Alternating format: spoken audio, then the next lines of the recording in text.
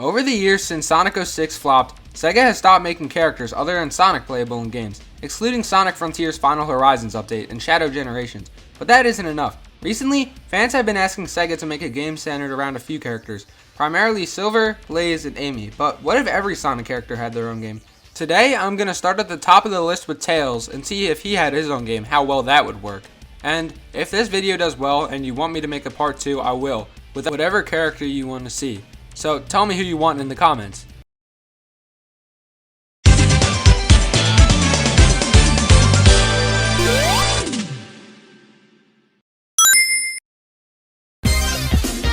In the past, Tails has had 3 of his own games: Tails' Sky Patrol and Tails' Adventure in 1995, and Tails and the Music Maker in 1994, but no one really cares about that game since it's not really an actual platformer.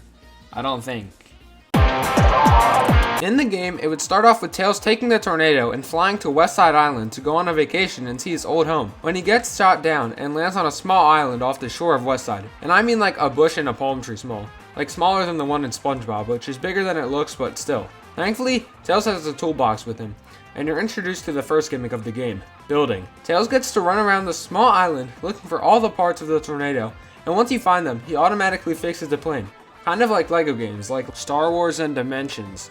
After that, he just barely manages to take off, and while he flies the rest of the way to Westside Island, a giant airship shows up with the Great Battle Cuckoo from Tails' Adventure standing on it. You then play a tornado defense level, like the Sonic Adventure version, not the Unleashed version. And you both circle around Westside Island until the airship runs out of energy and crashes just off the shore. The rest of the game then progresses with Tails flying back and forth from Westside Island and Coco Island, finding the Chaos Emeralds before the Cuckoo Army, and eventually confronting the Great Battle Cuckoo and saving the 2 islands from being destroyed, and having the Cuckoo Army be all powerful with the Chaos Emeralds. I'll probably make it short and go more in depth about it in a few days, though. The 4 main types of gameplay in the game are open world, where you run around on Westside and Coco Island, similar to Sonic Frontiers, but each island having different sections and environments. For example, on Westside Island, if you're on Hilltop Zone and go really high up, you'll be able to see Chemical Plant, and you can jump over and fly to it with your tails without activating a loading screen. Linear stages. These are pretty straightforward, not to a Force's degree though. If you go to a specific place in different sections of the 2 islands, it will put you into a linear 3D or 2D stage, similar to the cyberspace portals in Sonic Frontiers, and these are usually there to give you access to a Chaos Emerald or upgrades and items, but I'll talk about that later. The linear stages would have the same aesthetics as the area you access them from. For example, you can enter a Poloi Forest stage from the Poloi Forest section of the map. I think I'm pronouncing that right. Building is just a short part of the game, where you run around a small section of the open world looking for the parts to build something, like fixing the tornado or making a catapult to throw boulders at a wall and break it. Basically just think about what you do in LEGO games sometimes. Tornado defense is the 4th and final type of gameplay in the game, which is just like the one in Sonic Adventure, but there will be some 2D sections like in Sonic 2, and you can eventually unlock more abilities for the plane. Similar to Breath of the Wild and Tears of the Kingdom, there will always be a main quest you have to do to advance the plot of the game, but there will also be many side quests you can do to help the residents of the island. Most of the main quests just have you beat a linear stage to get a Chaos Emerald or defeat a boss, but the side quests could have many different rewards, like a bunch of rings or different items like bombs or food. Some of these quests could be things like helping shut off flowing water from going into Chemical Plant Zone. Another cool idea I had was if there were some unrequired mini-bosses of the enemies in Tales of Sky Patrol. They're not full bosses because they don't seem on par with an entire army with a flying airship.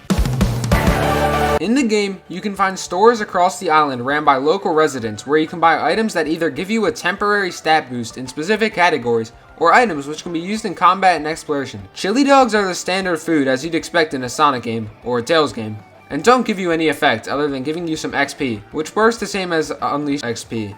Spicy nachos give you a flame shield that works like it does in the classic games, where it makes you immune to fire attacks, but you will lose it if you take any other kind of damage or go into water. Mint chocolate chip ice cream works similar to the mints in Tales of Sky Patrol, where they temporarily give you a bigger flight gauge, allowing you to fly higher and farther than usual. Chicken wings make you temporarily faster. That's it. Just normal speed cheese basically. Not that detailed. Chaos Cola would improve your swim gauge, letting you swim farther temporarily. There's also tacos, burgers, and hoagies, which just give you XP like the chili dogs do. While the shops do sell food, They also sell items which you can use in combat. Some of these items are different bombs seen in Tales Adventure, which you can easily buy different amounts of, kind of like arrows in Breath of the Wild and Tears of the Kingdom. This wouldn't be that important, but would also be cool if you could buy stuff to customize Tails' house on Cocoa Island, like the little figures in Kirby and the Forgotten Land.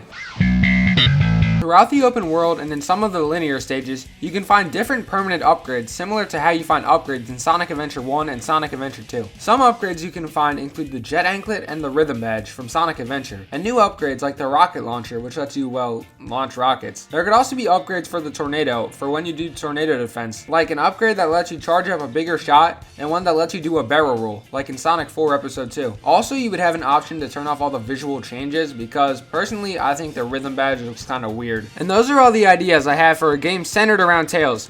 Let me know what character you want me to do next in the comments, and Sega, I'm expecting my paycheck within the next 2 weeks. Anyway, don't forget to like the video if you liked it, subscribe if you want, and talk about low budget flights, no food or movies. I'm outta here.